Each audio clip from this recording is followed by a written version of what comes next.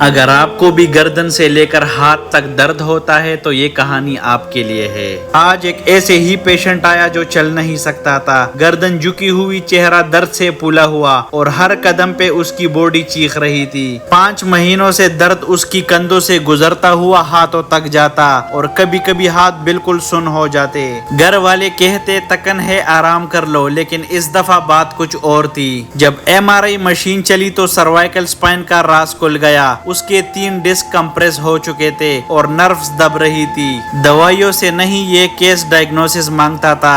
گردن کا درد کبھی کبھی صرف سٹریس نہیں ہوتا، یہ سپائنل کمپریشن بھی ہو سکتا ہے۔ اگر وقت پہ چیک اپ ہو جائے تو سرجری سے بھی بچا جا سکتا ہے۔ اپنا خیال رکھے اور درد کو ہلکے میں نہ لے۔ آپ کے من میں کوئی بھی سوال ہو تو کمنٹ سیکشن میں لکھیں اور مزید اس طرح کی ویڈیوز کے لیے پیج کو فالو کرنا نہ بھولیے۔ شکریہ۔